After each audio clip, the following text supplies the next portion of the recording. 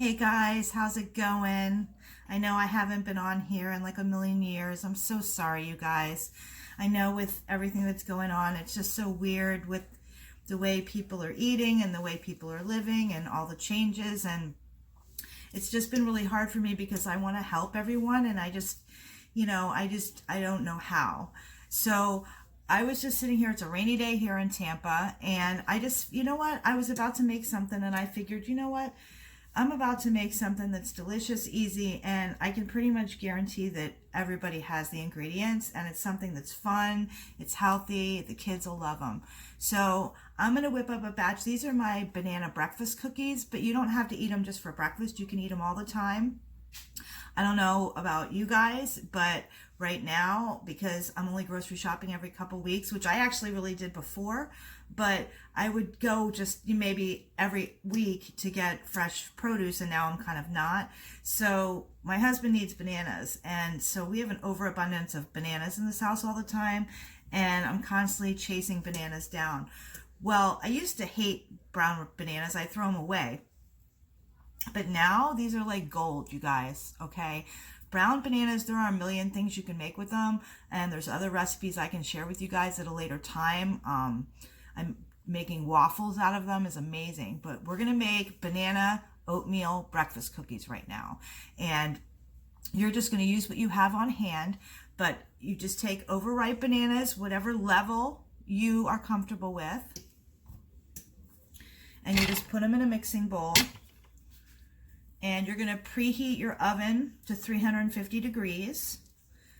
And you're just going to take your banana. You just take your bananas and you just plop them right in the bowl.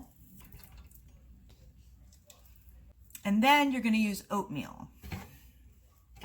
You can use old-fashioned or instant. It really doesn't matter. You can use steel cut. You can use whatever you want. You're basically going to use 1 cup of oatmeal per banana. So I use 2 bananas, so I'm using 2 cups of oatmeal. And there's a couple of ways you can do this, you guys. If you like a lot of texture and you really like that oatmeal chewy, then you can just literally put the cups in and mix it up. Or you can throw the cups of oatmeal in a NutriBullet and grind them up and grind it all the way to flour and mix it in that way. I like to do a combination. So I like to take 1 cup of the oatmeal just the way it is, and I'm using instant. And then I'm going to take another cup and just whir it into the NutriBullet real quick to make it like a powder. So I'll show you that. I've been trying seed cycling for a couple months now for my menopause. And it's actually the 2 weeks for me to do flax. So I'm actually going to add a couple spoonfuls of flax in with the oatmeal before I stick it in the NutriBullet. And these are just whole flax seeds. And I actually bought them by mistake. I needed ground flax seeds and I grabbed the wrong bag. So I'm taking advantage of the situation to use some of them. Okay, so now you have the oatmeal and for me also the flax, and it's just a fine powder. Now at this point, this is the base recipe. Literally, this is it. So you would just take 1 cup of oatmeal for every banana, mix it together. And you can bake that as is at 350 and come up with a cookie. But not everybody wants a cookie that, some people want to add chocolate chips or whatever. So what I'm adding today, and I'll let you know that you can add anything that you want.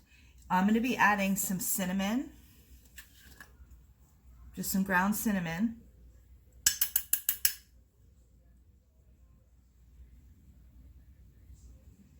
And I like cinnamon, so I'm not going to be shy at all.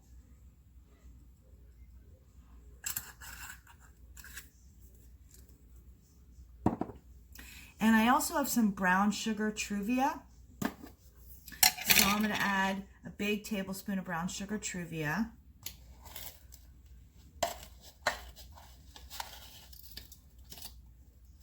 Now, this is something that I bought before the holidays, and I went a little crazy, and then I went on my detox and I was having 0 chemicals at all. So under quarantine circumstances, I'm trying to get rid of my stuff, so this is a perfect time.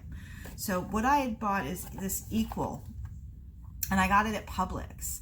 And it came in all different flavors. It came in peppermint mocha, it came in gingerbread, it came in pumpkin spice, And if you know me at all, you know I bought every single flavor. So now I have all these boxes, and then I decided I'm not doing chemicals anymore. So in honor of the pandemic, chemicals have come back into my life.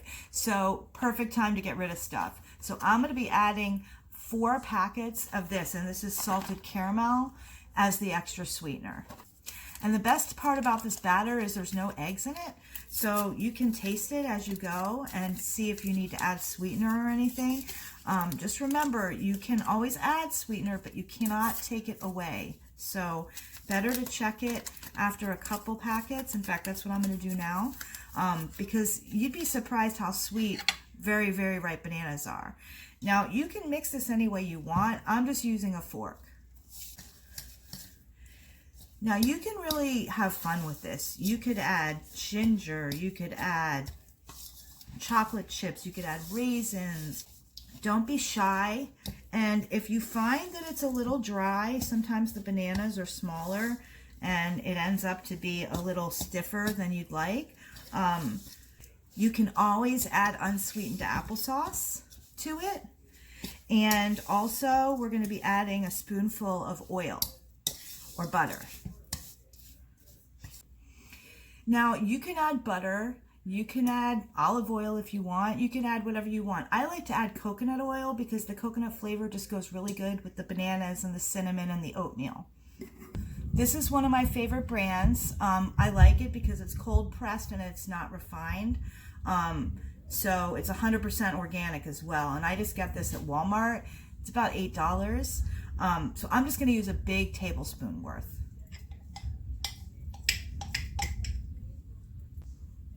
And that's just going to add healthy fats. It's going to help fill you up.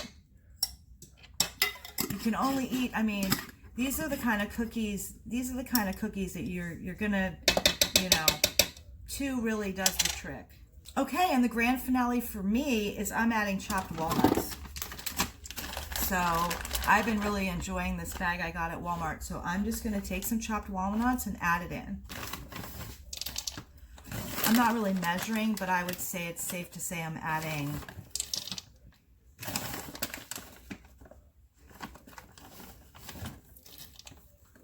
a half to 3/4 of a cup.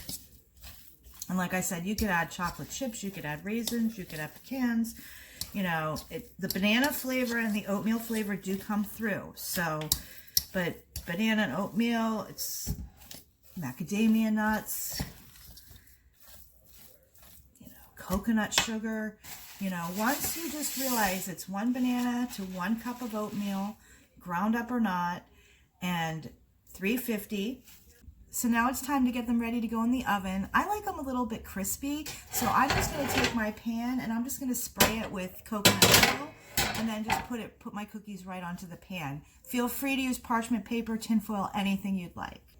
And then you're just going to take spoonfuls and you're just going to put it on, spacing them about 1 inch apart. They bake for about 9 to 12 minutes, so we're going to come back and check them at 9. And you will find that these do not spread very much. You'll see when we pull them out. You can make these as big as you want. You know, you're going to adjust your cooking time accordingly, but I would just say at 9 minutes you check, and then you just keep checking. Take a look at the bottom. The bottom can get darker before the tops. So sometimes they can be a little deceiving. So I've got 1 dozen here, and I probably have enough to make another dozen. And this is the size. So here they are. I have enough to make 2 of these. So I have enough to make 24 of this size. I'm going to pop these in the oven, and I'll catch you back here in 9 minutes. Okay, guys, I'm back. So I just took them out of the oven, and I want you to see what they look like. This is after 9 minutes, and see how they really don't change shape at all, but I want you to see what the bottoms look like. So this is after 9 minutes at 350. See how they're brown on the bottom already? You don't want them to go too much or they're going to get black. So they will solidify. If you let them sit, they will get harder. And if you want to, you can press them down with a glass, or you can use the bottom of your measuring cup if you want them to be a little bit more spread out. So this is what they look like after I spread them out.